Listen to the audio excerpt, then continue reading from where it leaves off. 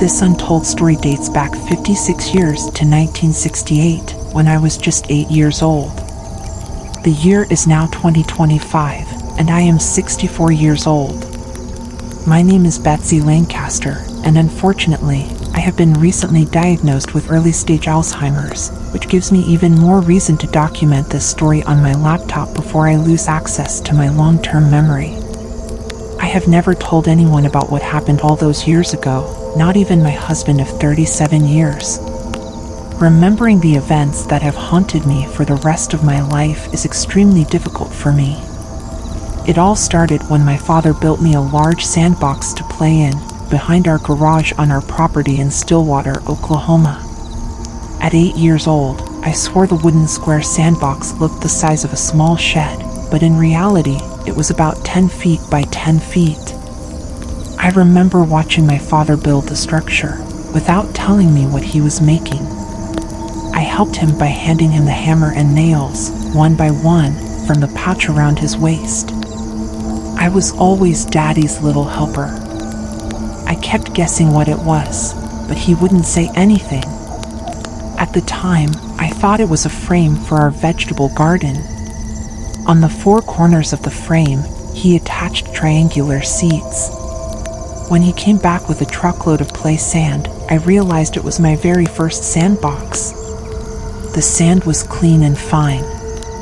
I remember picking up a handful of the soft sand and letting it slip through my fingers. After the sandbox was filled with sand, I ran over to grab my 2 best friends from Huckleberry Lane, Billy and Joey. Billy lived 2 houses down to the left, and Joey lived 5 houses down on the opposite end of the street. They were both my age and in the same grade. During that summer of 1968, we played in the sandbox almost every day. Soon, the sandbox was filled with digging and sifting tools, along with sand pails and plastic shovels. The boys brought their Tonka trucks, Hot Wheels cars, and small Green Army action figures, along with tanks and guns. I added plastic cowboy and Indian figures, which we used to play battle as the 3 of us played war from our corner seats of the sandbox. We build sand berms and station our soldiers, cowboys, and Indians behind them. Small rocks served as rockets, which we threw at the approaching enemy. Then it happened. It was a hot summer day in July. Joey, Billy, and I met at the sandbox after lunch, as we did almost every day that summer. I was sitting on my corner seat, and the boys were sitting cross-legged in the sand, playing with their Tonka trucks. I remember Joey was wearing his new red sneakers, which his mother had told him to take off before entering the sandbox. Clearly, he hadn't listened. We saw a subtle swirling motion in the sand, right in the center of the sandbox. We all stopped playing and looked at the bizarre motion, almost like a small sinkhole was forming. Then suddenly, a small hand emerged from the sand, with grains of sand cascading off its fingers. The hand was child-sized, sticking out maybe 3 inches above the wrist. The hand slowly spun around like a periscope on a submarine, as if searching for its new environment on the surface. Without saying a word, the 3 of us screamed and jumped out of the sandbox. The hand was dry and scaly, with skin that seemed ancient, in shades of purple and gray, resembling bruises. The small, pointed fingernails were dark and dirty. The hand briefly felt around within its reach. Finding nothing, it slipped back down to its subterranean home. We stood there silently. As if reacting to a starter's pistol, we instantly ran in different directions to our homes. Predictably, our parents didn't believe us. Joey's mom was more concerned about why his brand new red sneakers were so dirty, and Billy's dad scolded him for reading too many monster magazines. My father calmly walked out to the sandbox with me to show me that it was either my imagination or a story I had made up with my friends. We stood outside the sandbox for about 10 minutes to prove to me that there was no hand rising out of the sand. It must have been mid-August when we finally decided it was safe to step back inside the sandbox. Before that, We spent considerable time standing outside, waiting for the hand to reappear, but it never did. Joey, the rebel, was the first to step into the sand, still wearing his red sneakers, clearly ignoring his mother's rule. I remember he walked around the sandbox, kicking up sand as though trying to summon the sand hand monster. After his antics, we all agreed it was safe to play there again. It was probably 2 weeks later when we saw the sand swirling again in the center of the sandbox. This time, we each moved to our corner seats to watch what would emerge. The same dry, calloused child's hand rose from the sand. It stayed still above the surface, only slightly moving its dirt-caked fingers as if testing the air. We all remained silent, knowing somehow that if we ran home to tell our parents, the hand would vanish. Joey, always seeking thrills, picked up a small rock and threw it near the hand. The hand seemed to sense the faint vibrations from the stone hitting the sand and immediately reached for it. It picked up the stone and disappeared back below the surface with it. We waited for what felt like 10 minutes, sitting sideways on the sandbox seats, our feet resting outside. The hand reappeared, this time holding something in its closed grip. At first, I thought maybe it was returning the stone Joey had thrown. The fist opened, and a shiny, polished black stone dropped out. The hand slipped back into the sand. We waited another 5 minutes, and then Joey, who else, took off his sneakers and quietly tiptoed to the center of the sandbox in his socks to retrieve the gem. I can clearly remember him saying it felt warm. We all felt it, and sure enough, it radiated heat. Joey eventually kept the gem in his bedroom. This strange exchange of stones continued for the next few weeks as we began a new school year in September of 1968. We would leave different stones, pieces of wood, or branches from shrubs, and in return, we would get polished gems, rough stones, and even porous, coral-like rocks. Looking back now, that hand reminded me of a small version of Thing from the Addams Family series. Then one day, Billy threw a rubber dog ball at the hand in the sand. It bounced and rolled, coming to a halt right next to it. Once again, the hand reacted to the faint vibrations from the ball and found it. It grabbed the ball and squeezed it, causing the typical squeaky sound from the toy. We all laughed at the sight of this. With the rubber ball in hand, our sand hand friend submerged back into the sand. School started in early September, which cut into our sandbox playtime due to school hours and an increasing amount of homework as we entered the 3rd grade. However, we still met at the sandbox after dinner and on weekends. We never told our parents about our strange new friend, it was our secret. We didn't even tell our classmates at school. One Saturday morning, we gathered at the sandbox. This time, the ever-curious Joey brought along an old clothesline rope that was probably around 80 feet long. Once we stepped into the sandbox, we intentionally dug and made noise to attract the hand to the surface. When the hand appeared, Joey tossed one end of the rope toward the center of the sandbox, where it brushed against the gray fingers of the hand. The hand grabbed the rope, running it between its fingers, feeling the texture before pulling it into a fist and lowering itself back into the sand while Joey held onto the other end of the rope. Slowly and deliberately, the rope unwound. Billy and I sat frozen, completely captivated.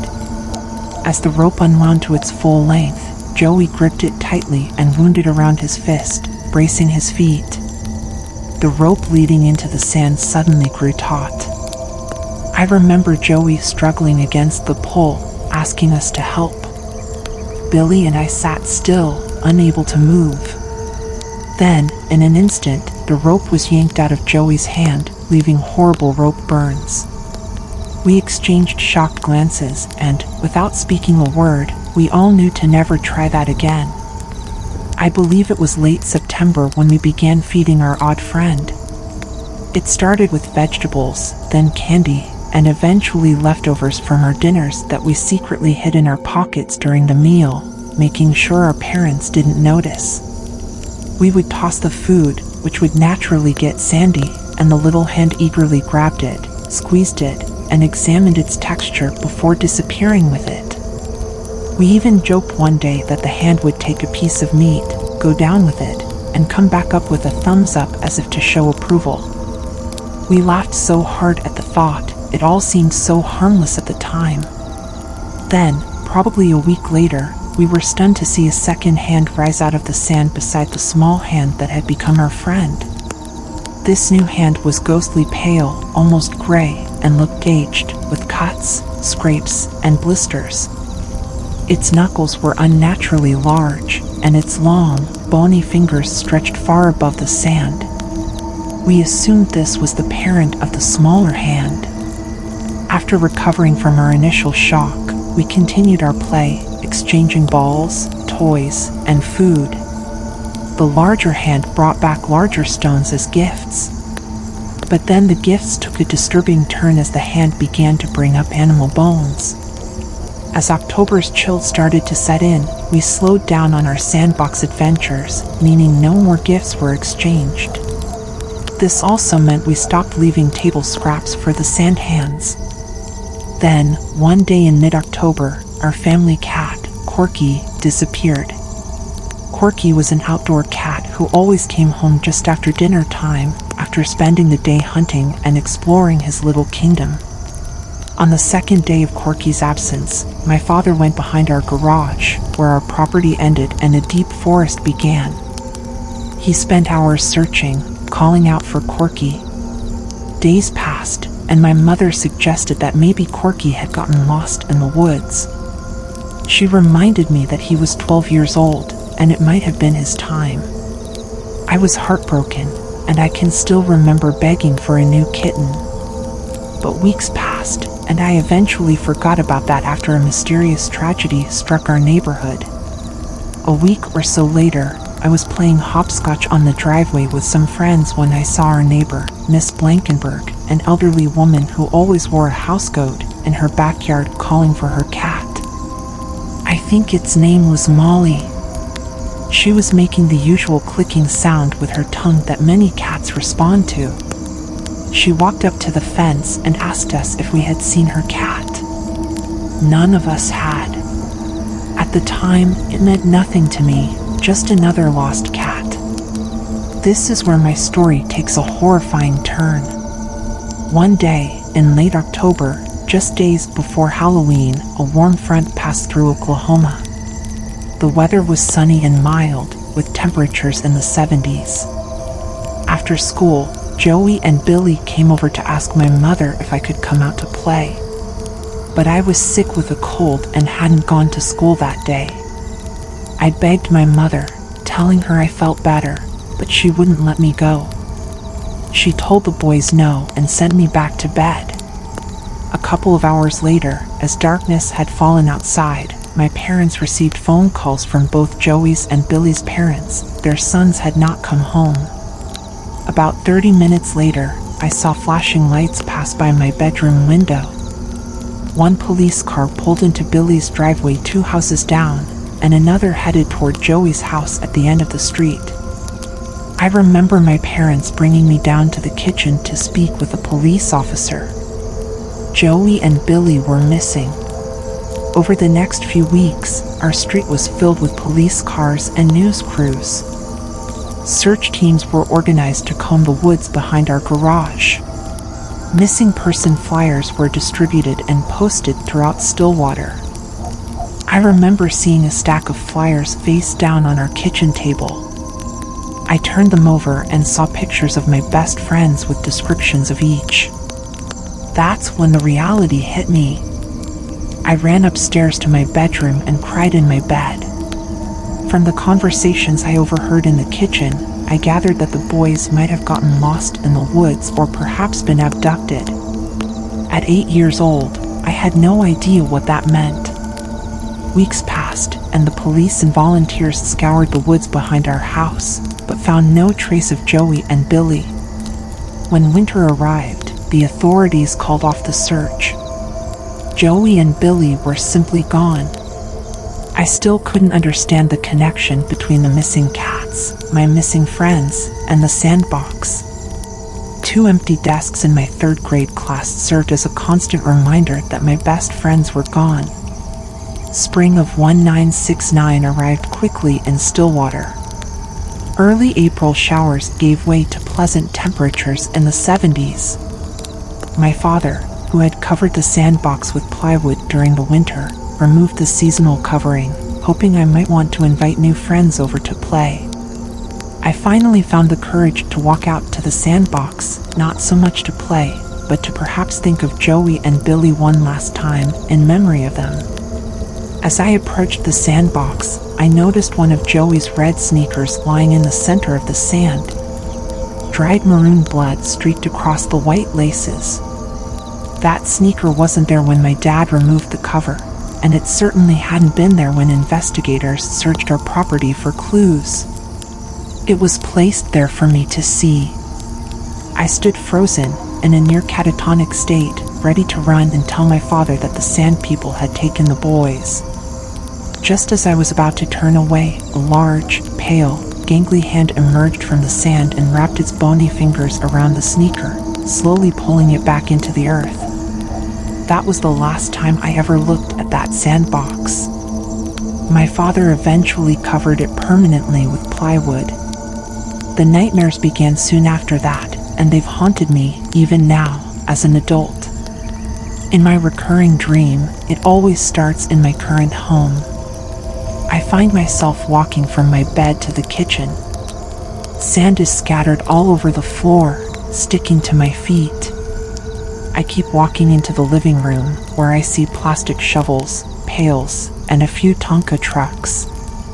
One dump truck is carrying a load of strange stones and gems in its bucket, while a red sneaker dangles from a hook at the top of a crane on another truck. As the dream continues, I'm transported back to the backyard of my childhood house on Huckleberry Lane. It's dusk. I walk toward the back of the garage where the sandbox used to be. I step into the sandbox with my bare feet and notice a swirling motion in the center of the sand. I get down on my hands and knees and crawl toward it. Suddenly, a skeletal hand, with gray decayed flesh hanging off it, grabs my arm and pulls me down. I resist, scream, and cry out for my father, but no one hears me as I'm dragged into the sinkhole. My throat and mouth fill with dry, gritty sand, and my nostrils get clogged. I start to suffocate. Then I fall into a dark subterranean cavern. Among the shadows, I see the chewed and decayed bodies of Joey and Billy. But they're not dead. They're sitting upright, playing with their Tonka trucks in blood-soaked sand. They look up at me with hollow eye sockets and smile. Their raspy, garbled voices, hollow and toothless, speak in unison. "Hello, Betsy, wanna play?" I wake up with a jolt, gasping for breath, as though I've been holding my breath for over 2 minutes. My husband stirs beside me, comforting me. He's well aware of these night terrors and believes they're simply haunting memories of the disappearances of my childhood friends, Joey and Billy. But he knows nothing about the sandbox. Shortly after my recent diagnosis, I decided to take the 2-hour drive to Stillwater, to my old neighborhood, my street, my house. It was mid-morning when I pulled into the driveway. The house looked different, with a new deck added to the back and a fresh coat of paint on the exterior. I looked up at my 2nd-story bedroom window and thought of all the terrors and secrets I had hidden within those walls for so many years. I pulled up to the 2-car detached garage and parked my car. My heart was racing, nausea swirling in my stomach, and my throat went dry. With every step, the weight of what I was about to face seemed heavier. I walked around the garage, heading toward the back. One of the previous owners had removed the sandbox and paved over the area to create extra parking space. I walked across the pavement to the spot where I remembered the sandbox once stood. I stood above it, staring down at the smooth surface, wondering what lay beneath. Beneath the pavement, the sand, The dirt, could it be another world entirely? What secrets did that ground hold? What was buried beneath it all? I stood there, lost in thought, trying to piece together the mystery of what really happened to Joey and Billy. What if I hadn't been sick that day? What if I had been with them, out playing in the yard? Would things have turned out differently? The tears began to fill my eyes, blurring my vision as I thought of them. The what-ifs pressed down harder with each passing second. As I stood there, my mind drifted to other sandboxes, places where children still played without a care, unaware of what lurked beneath. How many other children had gone missing? How many families were left with nothing but unanswered questions? How many others had walked the path I did, haunted by what was never explained? The answers seemed just out of reach, buried under years of silence, forgotten memories, and unanswered prayers.